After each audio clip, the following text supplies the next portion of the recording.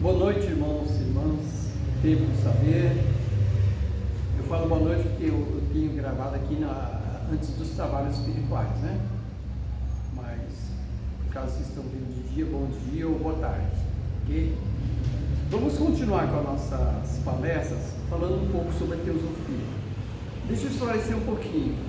Logicamente, tudo que o ponto crucial de toda a espiritualidade e religiosidade são o quê? Os valores, as virtudes, a disciplina, a ética, né? Que nós vamos entrar nisso, mas é importante também a gente ter conhecimento também, conhecimento de causa de como é que é as questões espirituais. A gente falou sobre o reino da vida, o reino da forma, né? Que o reino da forma são os reinos mineral, vegetal, animal, né, aqui no nosso plano, né? E todas as formas que compõem o nosso próprio corpo humano é uma forma, né? Mas o corpo humano, ou o corpo dos animais, ou dos vegetais, eles pertencem à evolução da forma, né? A evolução das células, dos átomos, dos organismos vivos e assim por diante. Mas dentro dos organismos inteligentes, vamos dizer assim, existe uma inteligência maior que é a vida, né?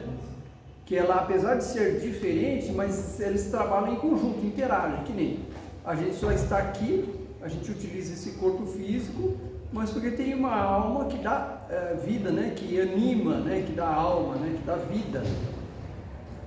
Então, essas são as evoluções. E nós falamos também na última aula que existem 7 tipos de evolução, mas as mais importantes são a evolução da vida, né, que é a humanidade, né? E quando vamos supor, depois eu vou falar um pouco sobre os planos, né? Os planos do Sansara e além do Sansara, vamos dizer assim, né? Mas quando a alma está lá no reino divino, ela vai descendo, se torna uma fagulha, uma centelha divina, vamos dizer assim, uma mona, só para ficar mais claro. Ela vai descendo, depois passa pelo plano búdico ou crístico, né?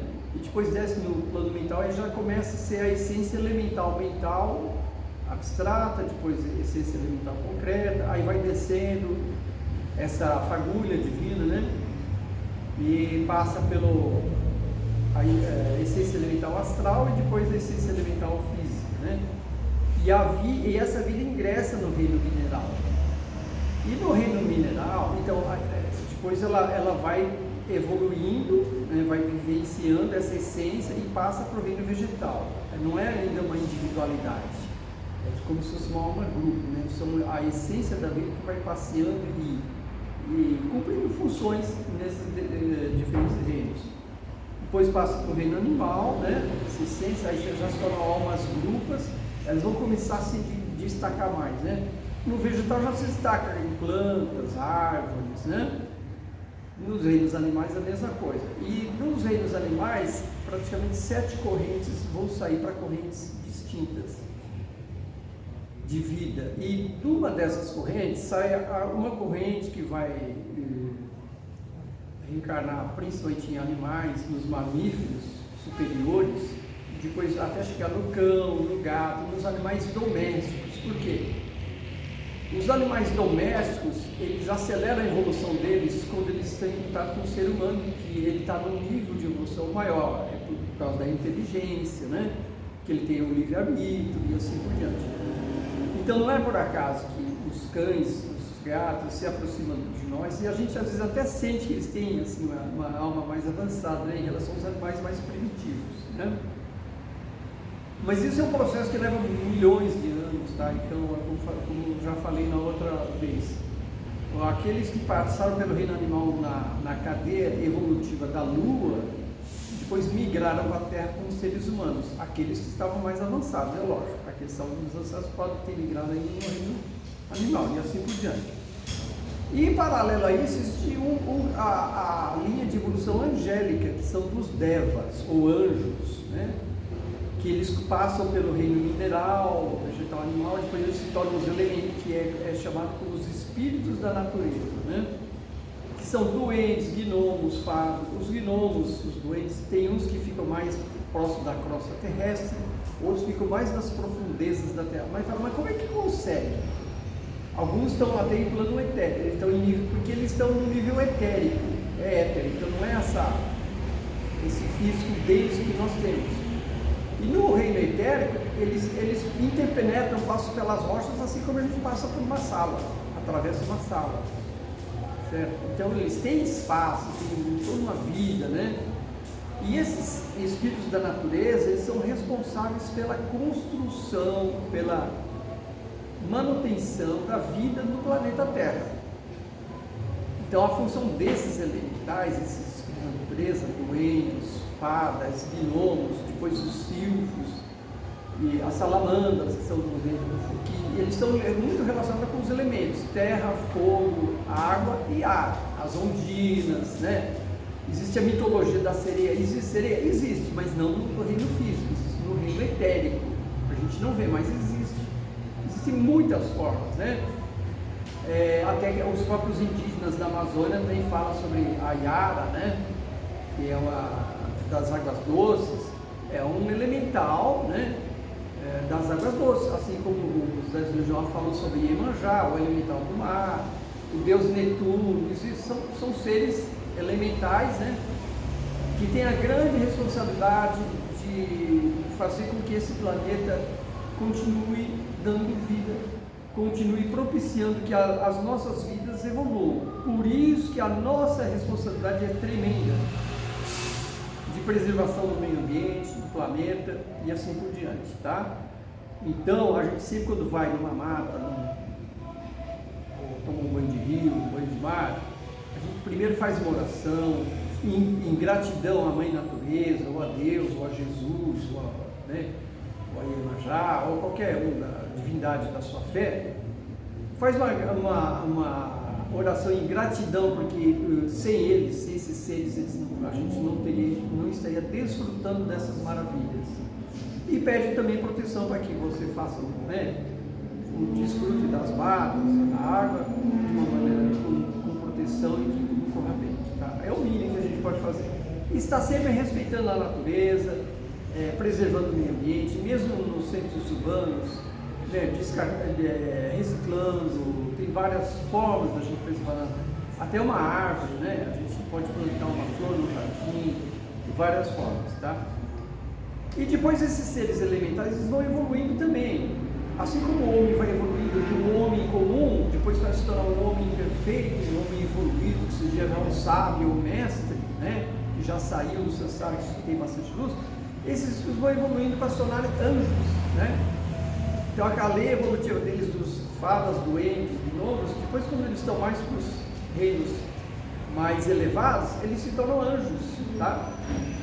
Anjos que também tem, os anjos eles estão numa hierarquia, que eles têm essa função de coordenar todo esse trabalho de construção da natureza, construção das flores, de tudo isso que já foi falado. Então eu estou voltando isso só para representar. E a evolução, a linha humana e a linha angélica, elas correm em paralelo. Então o ser humano não vai reencarnar como espírito da natureza e o espírito da natureza não reencarna como ser humano.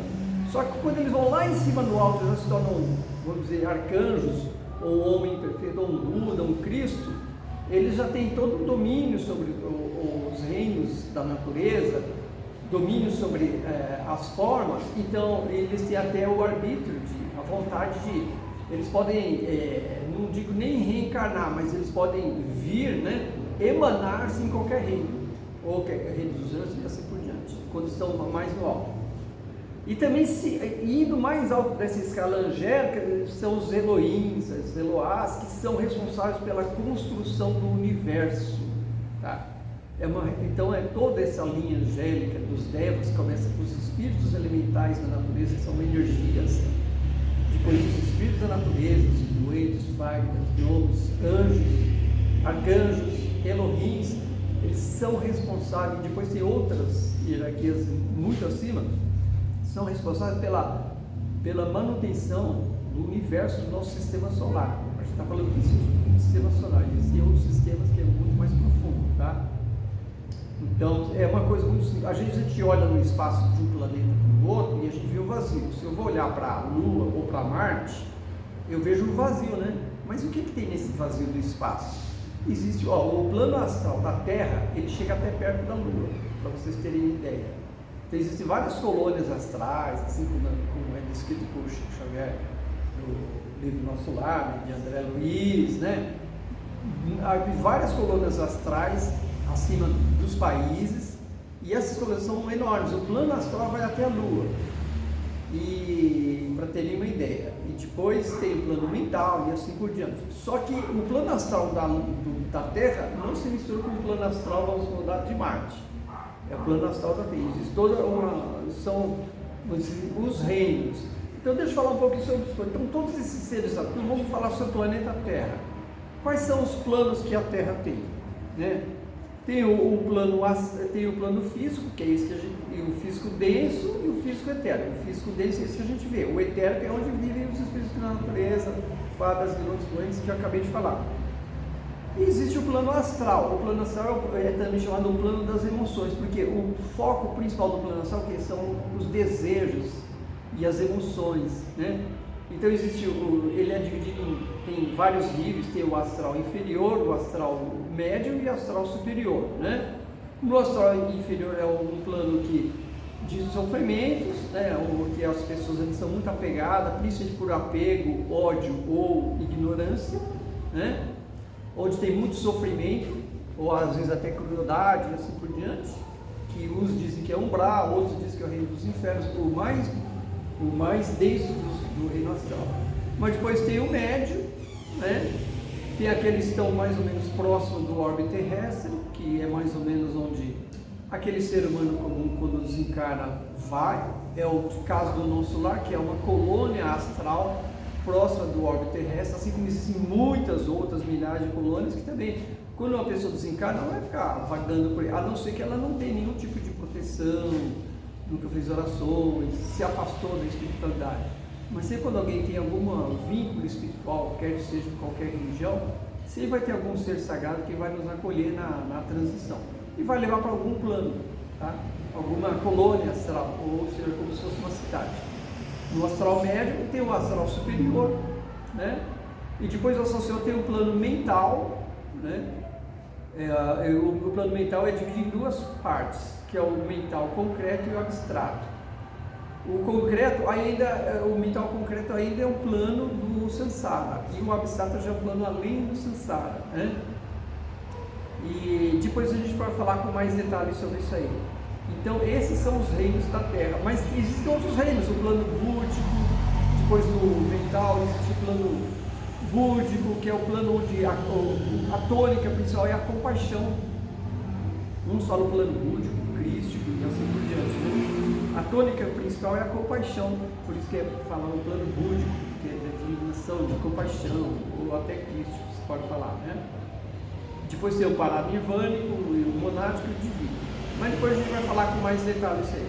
Mas então é isso que acontece, a vida, ela vem, percorre, passa por essas formas diversas, mas a vida, depois que ela se torna um ser humano, ela torna individualidade. Enquanto ela está nos reinos anteriores, animal, vegetal, mineral, é uma alma grupo, depois ela se torna uma alma individualizada, ou seja, começa a ter arbítrio, vida própria, passa por experiências, passa por vidas, passa por várias encarnações, passa por encarnações em várias raças. Não adianta a gente achar que a raça A, B ou C é a melhor, porque a gente já passou por todas as raças existentes na Terra, né?